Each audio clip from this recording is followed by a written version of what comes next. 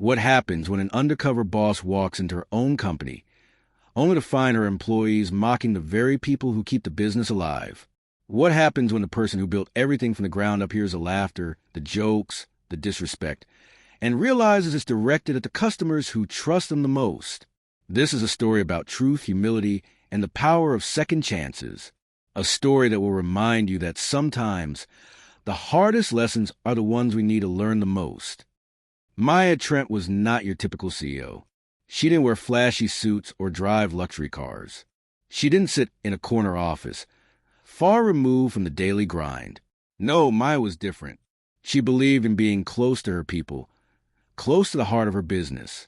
She had started her company, Trent's Treasures, a small chain of gift shops, over a decade ago. It began as a dream in her tiny apartment, where she would handcraft candles and soaps, selling them at local markets. Over time, her hard work paid off, and Trent's Treasures grew into a beloved brand known for its unique, heartfelt products. But success came with its own challenges. As the company expanded, Maya found herself spending more time in boardrooms than on the shop floor. She missed the days when she knew every employee by name, when she could see the smiles on her customers' faces as they picked out the perfect gift. Lately, though, something felt off. Sales were steady, but customer complaints had started to trickle in. People were saying the staff seemed rude, uninterested, even dismissive. Maya couldn't understand it. She had always prided herself on creating a warm, welcoming environment. Something wasn't right, and she needed to find out what. So, one Monday morning, Maya made a decision. She would go undercover. She would visit her stores as a regular customer, see things through the eyes of the people who mattered most. She dyed her hair a different shade, put on a pair of glasses, and dressed in casual clothes. She even practiced a different way of speaking, just to make sure no one would recognize her. It was a risky move, but Maya was determined. She had to know the truth. Her first stop was a store in Oak Ridge, a quiet town just outside the city. She walked in, her heart pounding. The store looked the same as always, cozy, inviting, filled with the scent of lavender and vanilla. But as she browsed the shelves, she noticed something. The employees, a young man named Kyle and a woman named Jenna, were standing near the counter, talking loudly. At first, Maya thought they were discussing work, but then she heard it. "Did you see that lady earlier?" Kyle said, laughing. "She spent like 20 minutes picking out a candle. Who takes that long to choose a smell?" Jenna giggled. "I know, right?" And then she asked if we had a discount. Like, "Lady, this isn't a flea market." Maya froze.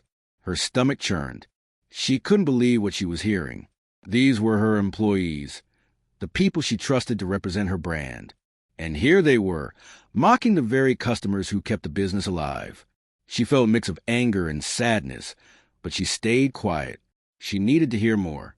Over the next hour, Maya observed as Kyle and Jenna continued to make fun of customers. They imitated an elderly man who struggled to count his change, laughed at a young girl who dropped a bottle of lotion, and rolled their eyes at a woman who asked too many questions. Each comment felt like a knife to Maya's heart. This wasn't the company she had built. This wasn't the culture she had worked so hard to create. But Maya wasn't one to act impulsively. She knew that anger wouldn't solve anything. She needed to understand why this was happening. So, she decided to visit another store, this one in the bustling town of Brookhaven. There, she met a store manager named Lucas, who seemed kind and professional at first glance. But as the day went on, Maya noticed something troubling. Lucas was overworked, stressed, and clearly unhappy. He snapped at a new employee for making a small mistake and sighed loudly whenever a customer asked for help. Maya's heart ached. She realized that the problem wasn't just about rude employees. It was about leadership. She had been so focused on growing the business that she had neglected the people who made it all possible. She had failed to create a supportive, positive environment, and now her employees were paying the price. And so were her customers. That night, Maya couldn't sleep. She replayed everything she had seen and heard, feeling a deep sense of guilt.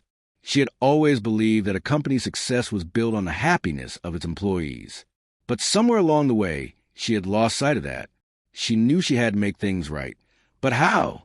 The next morning, Maya called an emergency meeting with all her store managers. She didn't reveal her undercover experience right away. Instead, she asked them how they were doing, what challenges they were facing, and how she could support them. The responses were eye-opening. Many of them felt overwhelmed, underappreciated, and disconnected from the company's mission. They talked about long hours, unrealistic expectations, and a lack of communication from upper management. Maya listened intently, her heart heavy with regret. She realized that the disrespect she had witnessed wasn't just about bad attitudes. It was a symptom of a deeper problem, a problem she had created. She knew she had to take responsibility. At the end of the meeting, Maya revealed the truth. She told them about her undercover experience, about the hurtful comments she had heard, and about the pain she had felt. There were gasps, tears, and apologies. But Maya didn't want apologies. She wanted change. Over the next few weeks, Maya worked tirelessly to transform her company. She implemented new training programs focused on empathy and customer service. She hired additional staff to ease the workload and introduced regular check-ins to ensure her employees felt supported. She even started visiting the stores again, not as an undercover boss, but as a leader who cared. The changes weren't easy, and they didn't happen overnight. But slowly, things began to improve. Customers noticed a difference, and sales started to rise. But more importantly, the employees seemed happier, more engaged, and more connected to the company's mission. As for Kyle and Jenna, they were given a second chance. Maya sat down with them, not to scold them, but to understand them. She learned that Kyle was struggling with personal issues and felt stuck in his job, while Jenna had never received proper training and didn't realize the impact of her words. Maya offered them guidance, support, and the opportunity to grow. And to her surprise, they took it. They became some of her most dedicated employees, proving that people can change when given the chance. In the end, Maya learned a valuable lesson. Success isn't just about profits or growth. It's about people. It's about creating a culture of respect, kindness, and understanding. And sometimes, the hardest truths are the ones that lead to the greatest growth.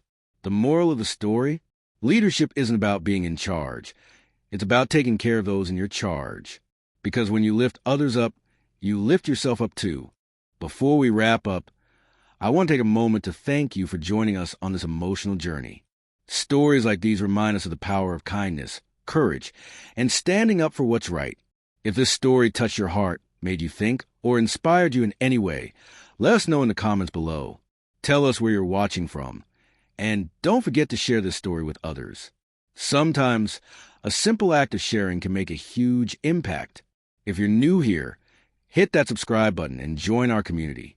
We've got more heartfelt stories coming your way. Until next time, remember, kindness changes lives. See you soon.